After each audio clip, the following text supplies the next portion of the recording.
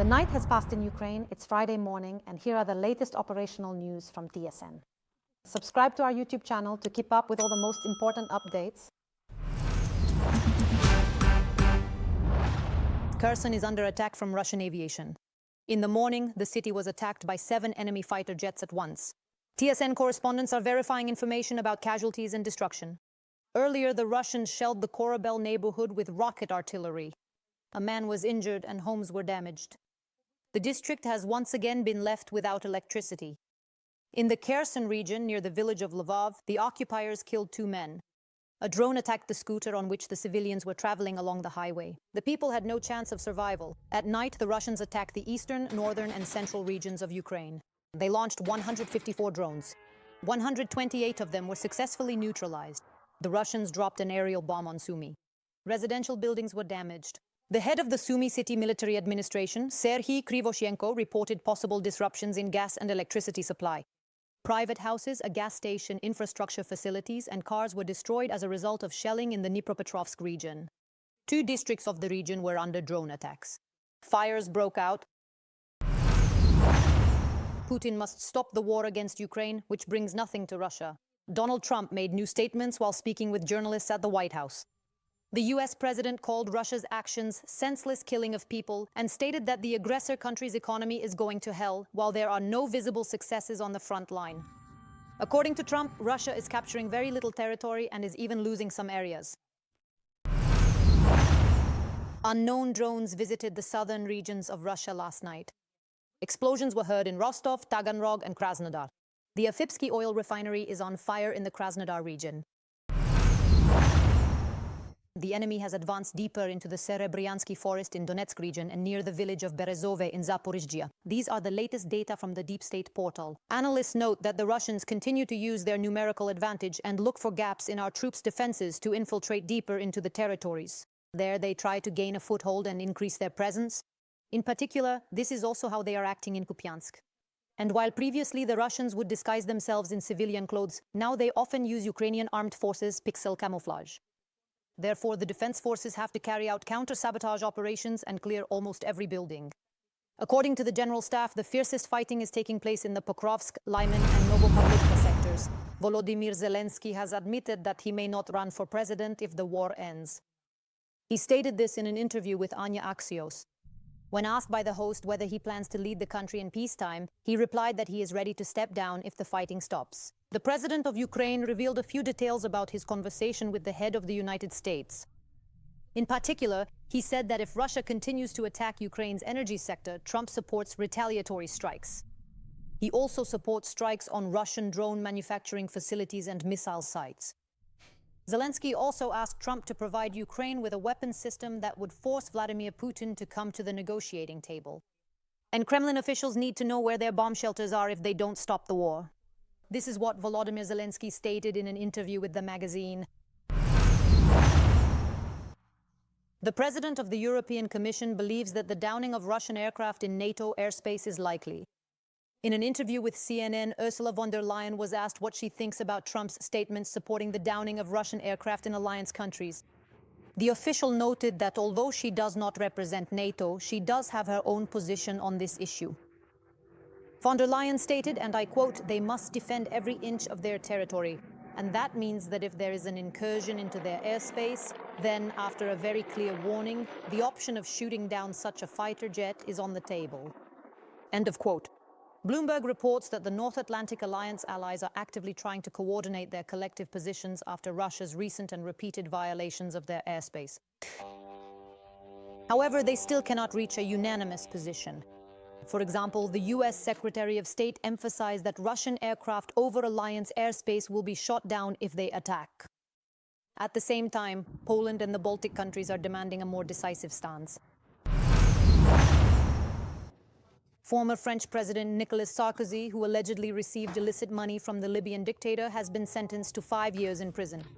A Paris court found him partially guilty in the so-called Libyan case, in which the prominent politician, through his trusted aides, received tens of millions of euros for his presidential election campaign from the late Libyan leader Muammar Gaddafi. In exchange for this substantial funding and political support, According to the prosecution, Sarkozy promised to whitewash the dictator's reputation in Western countries. In addition to the prison sentence, Sarkozy must pay a fine of 100,000 euros. Sarkozy himself, who is now 70 years old, categorically denied his guilt when commenting on the court's verdict. And he said that he plans to file an appeal. At the same time, regardless of the decision of the French judiciary, he promised to comply with it, quote, with his head held high. Throughout the entire trial, the politician was supported by his wife, Carla Bruni.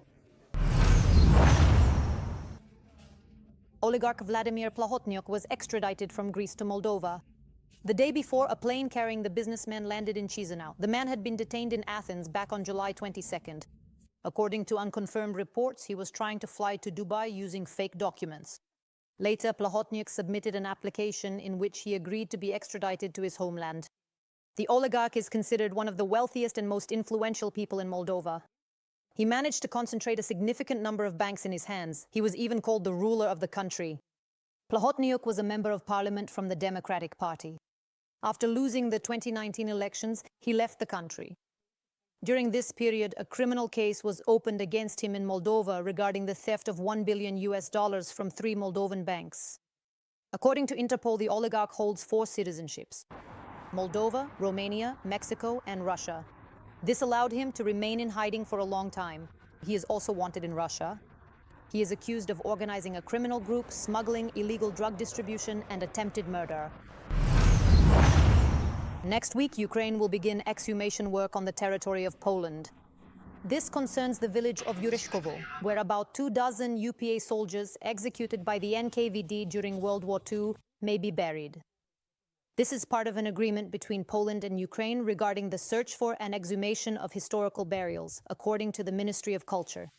Poland has already received permits to conduct them in 2 locations, in Lviv and in Puzhniki, Ternopil region. A reburial has already taken place at the latter location, and now Ukrainian teams will be working there. The first expedition, the Ministry of Culture clarifies, will be more organizational in nature. Ukraine has provided the Polish side with geolocation data indicating where it plans to work. These are based on eyewitness accounts and research by historians. However, during the first expedition, it is possible that no remains will be found. This, for example, was the case for the Polish side. Moreover, the number of exhumed remains turned out to be half as many as scientists had expected.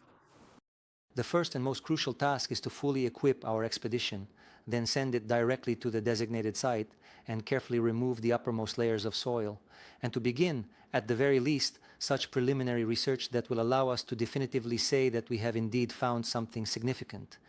Indeed, it is highly probable that soldiers of the Ukrainian insurgent army may be interred at this specific site. We can discuss a figure around 24, but it's quite possible we might get a considerably lower number when we consider the full context because, in fact, the UPA fighters were predominantly local residents by their very origin and upbringing. They were, for the most part, young men, often in their late teens or early 20s, who had grown up in these specific regions. 20 to 25-year-old youths who defended their homes. You are watching the news from TSN. Don't forget to leave your comments. Your opinion is important to us. I will continue with the broadcast.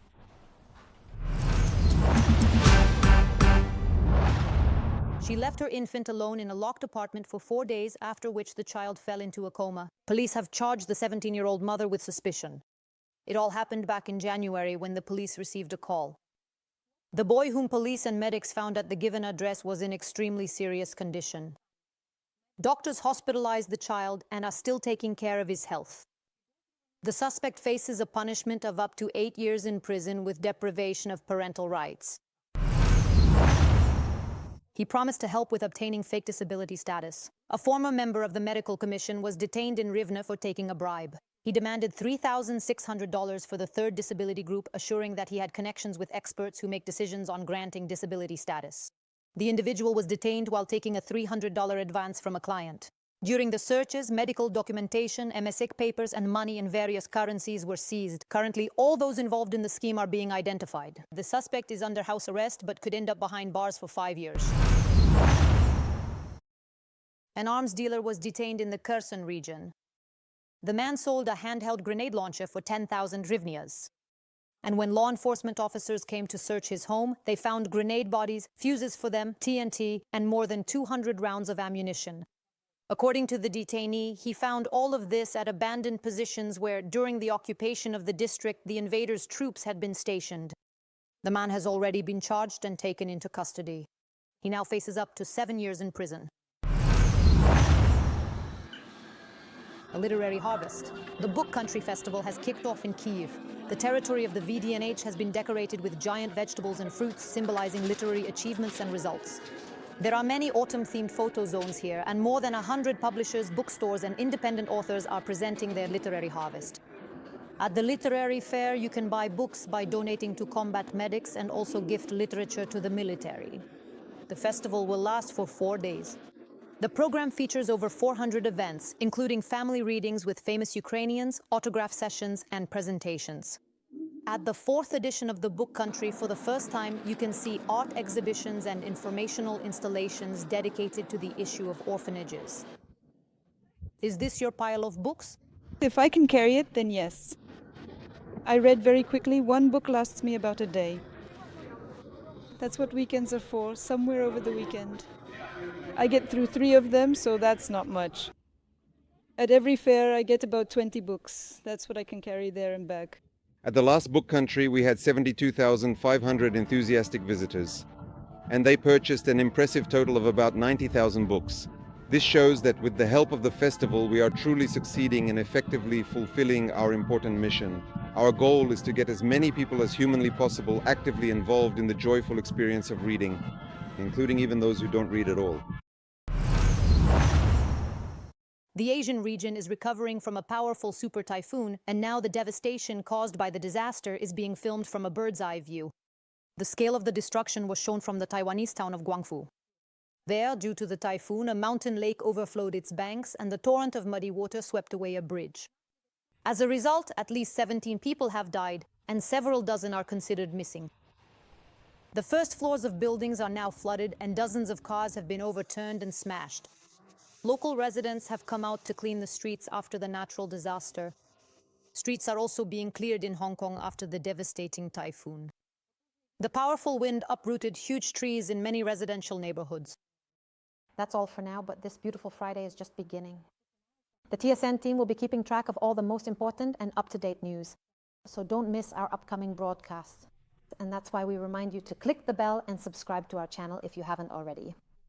Have a great Friday and a wonderful end to your work week.